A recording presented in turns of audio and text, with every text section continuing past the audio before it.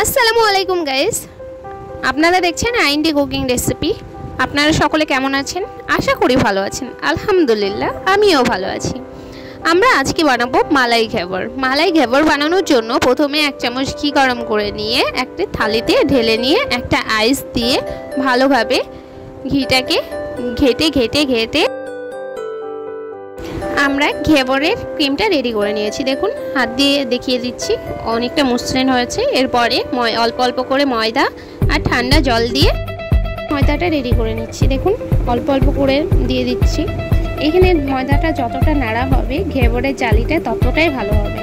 আমি এখানে first time করেছি, মাশাআল্লাহ অনেকটাই সুন্দর হয়েছে। আপনারাও ট্রাই করে দেখতে পারেন। দেখুন, এইভাবে এই প্রসেসে যদি আপনারা করেন অনেকটাই ভালো হবে।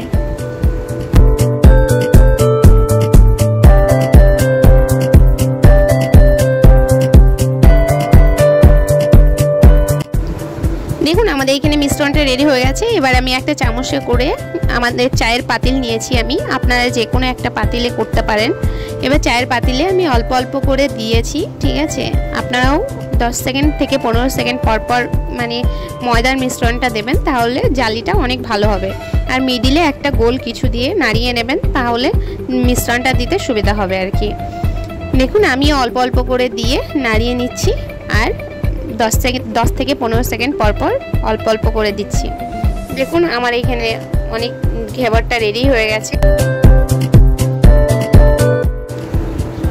দেখুন, আমি তুলে দেখাচ্ছি কেমন হয়েছে, একবার দেখে নেন।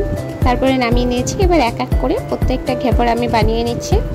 তারপরে আমি আগে থেকে মালাই আর একটা চিনি শিরা বানিয়ে রেখেছিলাম। এবার ঘেবরের উপরে চিনির শিরাটা দিয়ে আমি মালাইটা দিয়ে দিব।